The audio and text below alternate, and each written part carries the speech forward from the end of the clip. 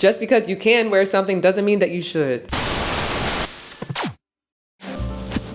What's up, y'all, and welcome back to another video. So I've been seeing a lot of conversation in the Christian community about what does it mean to be a good wife, aka a Proverbs 31 woman. And over the years, I've taken so many notes trying to dissect it line for line, word for word. What does it actually mean? What are the traits that a good wife or a good woman carry, especially if you aspire or feel called to be a wife? Anywho, I have notes. Years of notes that I have taken personally and reflected on over the years, and I figured that I can share them. And let me be clear, these are just my thoughts, this is my perspective, and you can take what serves you. So when it comes to the Bible especially, I think it's very important to always understand the context of what you're reading, and this chapter is no different. The entire book of Proverbs was written by King Lemuel, who scholars believe that that's a nickname for King Solomon. And it was written for young men or young leaders in training to basically give them like a guide to live life more wisely. Now, people always want to skip verses 1 through 9 when it comes to Proverbs 31. I don't know why, but it's important.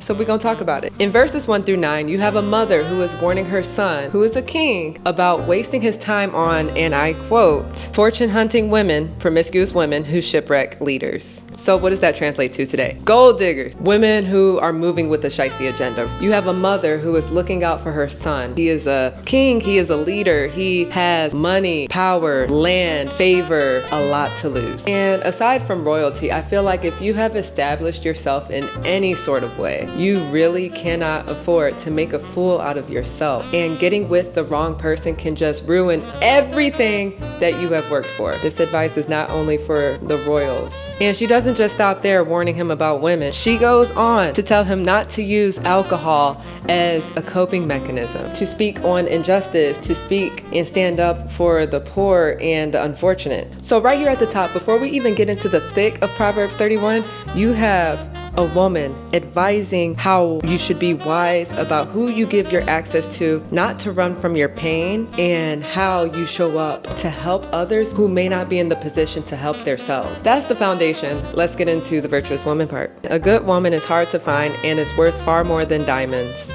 Honestly, I think that one explains itself. A good woman is hard to come by. A good man is hard to come by. Good people are sometimes hard to come by. We live in a world where a lot of crazy stuff is glamorized. And as a woman who aspires to be a wife, I do think it's very important to just be mindful of the things that we consume. What are you watching? What are you listening to? What is shaping your mind and your thoughts and your views, your subconscious? What is shaping your idea of what a good woman is, or the best version of yourself as a woman is? Her husband trusts her without reserve and never has a reason to regret it. Can you be trusted? Can somebody trust you without hesitating? I don't think that one is just about marriage or being a good wife. That's just about your character. Never spiteful, she treats him generously all her life long. Okay, with each version of the Bible, there's different ways to put this one, and it honestly got me at one point. There is a behavior that is driven by spite that we are all too familiar with, and that's called pettiness. At some point, the world started celebrating being petty and just the act of being petty in certain scenarios. We got songs about it, we got memes about it, we make jokes about it. Being petty is sometimes something we take pride in. At some point, I had to start challenging myself and ask, am I being petty right now? Am I doing something or saying something out of spite? Am I treating somebody with love no matter what the circumstances? Now, for me, this took a lot of time and a lot of growing up, constant self-awareness. I know that I am and always will be a work in progress, because at the end of the day, we're all human. But just as long as we try our best and be mindful and actively choose not to act in malice. So what does it mean to be generous? Because it can mean something different to everybody. And for me, I try to look at scenarios and just say, what would it look like for me to be generous in this moment? And I'm not saying let people walk all over you, because boundaries are still important, but I am saying you do have to be generous with yourself even. And the people who are meant to be in your life, as they come into your life, as the man comes into your life, you will know how to be more generous with them because you've been practicing on yourself, because you're just coming from a generous place within.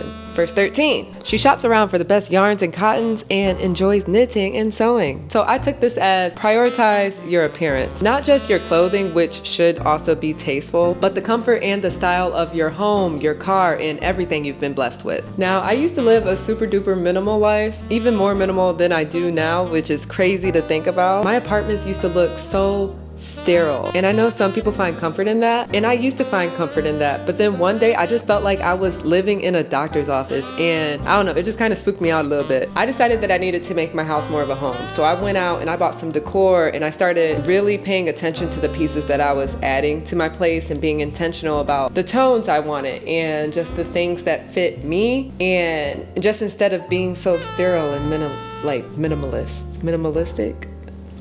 Some people would argue and say that that was too much or that was too little, but it was homey enough for me, and that's all that mattered. It was so homey for me that I never wanted to leave the house, so that turned into another problem as well. So you gotta actually also just be aware of, still get out of the house, have a home, be homey, but still touch grass. She's like a trading ship that sails to faraway places and brings back exotic surprises. She's up before dawn, preparing breakfast for her family and organizing her day. So this is just a woman with great habits and a routine. For me, that means getting up early. If you're anything like me, then you get real comfortable in that bed, and that can be a problem. So my goal is to actually get up, not just wake up, but actually get my behind up and just get to moving, doing something, being productive, at least an hour and a half to 2 hours before my first meeting or before I want to do something. And then I also organize my day the night before, so I know what I want to do, what I set off to do, and hopefully can just be productive or at least better myself in some way. She looks over a field and buys it, then with the money she has put aside, plants a garden. Girl, redo your garden, and I'm not talking literally, even though grocery prices would make you want to have a literal garden nowadays, but that's not what I'm talking about. What I'm talking about is deeper than that. Look into everything that you invest your time, your money, your energy into. Is the soil healthy? Are you investing into things that are sucking the life out of you or out of the fruits that you hope to bear? What seeds are you actually sowing? First thing in the morning, she dresses for work, rolls up her sleeves, eager to get started. So I kind of hinted at this earlier. It is no surprise that when you look good, you feel good. Little decisions like changing out of your pajamas or changing out of your sweatpants can literally trick your mind into being more productive or having more energy. What the heck? Sometimes we find ourselves stuck in complacency, and in that comfort is sometimes where our hopes and dreams can die, or we just stay still and we're not really fulfilling our purpose. She senses the worth of her work and is in no hurry to call it quits for the day. Give yourself some credit for the work that you have done. You are worthy. You are valuable. Act like it. I used to be so critical about everything that I did, and sometimes I still am, but I used to be so much worse. And the negative voices or the negative perspective and negative thoughts in my head would tell me that what I'm doing is not adding any value to the world and I'm just not good enough. And the problem with that line of thinking is that it leads to actions that align with a sense of worthlessness. So rushing to end things or ruining relationships, ruining opportunities, and all the misery that comes with that. You're ruining things for yourself, essentially. This is where I had to start writing affirmations for myself, just to remind myself of my unique perspective. Highlight all the good things and how I contribute to the good things and just the greater good in general. There is so much negativity in life. Why add to it? She's skilled in the crafts of home and hearth, diligent in homemaking. She's quick to assist anyone in need, reaches out to help the poor. Get crafty, be creative, find a hobby. We were all made in the image of God, and before He did anything, He created. Before He created man or woman, you look back at Genesis, He created. We were all created in His image. He is the creator, therefore we are also creators, and we are capable of just so much than we give ourselves credit for. For me, this kind of goes back into making my house more of a home. So I had created a lot of the artwork that I had put around my place, and it was just so therapeutic, and it sparked something in me I didn't even know was still alive. It was very childlike in a sense, and that's what we should strive to be. We're children of God, and we should just, I do believe we should strive to be more childlike. And helping others, that part I think explains itself. How can you be a blessing to somebody else? She doesn't worry about her family when it snows. Their winter clothes are all mended and ready to wear. When it comes to you and your family unit, always be prepared, always be proactive. Make sure that you're all set and everybody around you is all set, so when challenges come, nobody is just left in the flames. I mean, you could take it literally or figuratively. She makes her own clothing and dresses in colorful linens and silks. She designs gowns and sells them.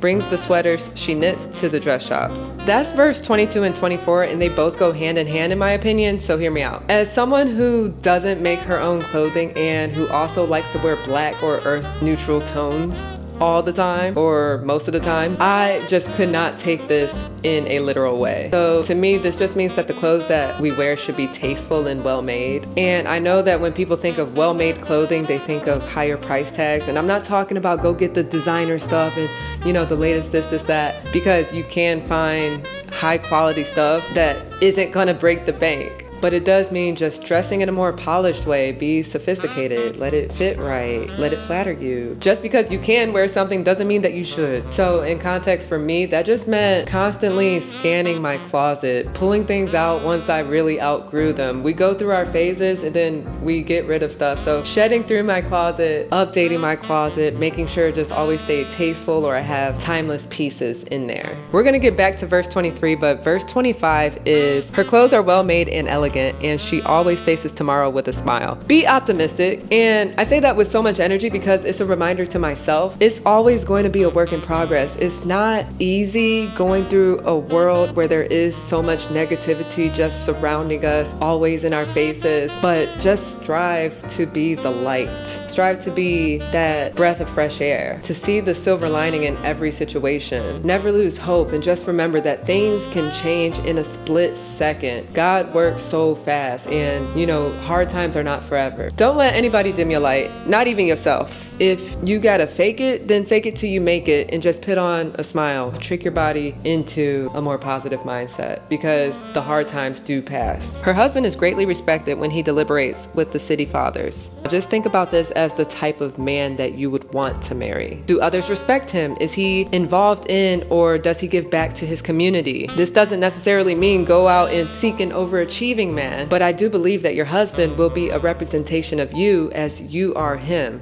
And if you care about your image or the person that you have fought so hard to become, then choose wisely. When she speaks, she has something worthwhile to say, and she always says it kindly. Be quick to listen and slow to speak. I think that's somewhere else in the Bible too. I was taught at a young age, if you don't have nothing nice to say, then don't say nothing at all. And at this point, that's also simply just to preserve energy. I want to be clear, this line is not telling women to shut up. It doesn't mean stop using your voice, because that would be foolish. In the past, there have been many people who have tried to use this line and use other parts of the Bible to silence women, and that would be taking all of this completely out of context. But what I am saying is that there is a lot of power in the tongue. When you say it, it becomes. We can choose to speak life into things, or we can choose to speak death into things. So always be mindful of what you say and say it with a kind heart. She keeps an eye on everyone in her household and keeps them all busy and productive. Keep everyone in your household busy, but in a productive way. There's a saying out there, and it goes something like, an idle mind is the devil's workshop or the devil's playground, something like that. When people lack work or hobbies or something productive to do, then the mind is more likely to just drift into negative ways or negative thinking or things that we've intentionally grown out of. And we don't need that. What good is there to come out of that? So stay focused on something and keep your family on the same track. That's how I took it. Her children respect and bless her. Her husband joins in with words of praise. Many women have done wonderful things, but you've outclassed them all. So that's just the fruit. When you're moving in the way that this woman moves, with the character and the preparedness and the wisdom, others will notice. Others can see God working through you. Not because you're perfect, but because you're showing up. You're trying. Charm can mislead and beauty soon fades. The woman to be admired and praised is the woman who lives in fear of God. Ultimately, contrary to what some people might want you to think, there is just so much more to a woman than her external beauty. The inside matters more. How does your heart look? Are you cold? What does your character look like? Do you stand for anything? Do you love God? Do you live in fear of God? What does that even mean to you? So I know for me personally, Proverbs 31 just kind of scratches the surface on so much, and it's always going to be something that I'm trying to refine, because I'm always personally trying to just become a better version of myself, the best version of me that God has created me to be.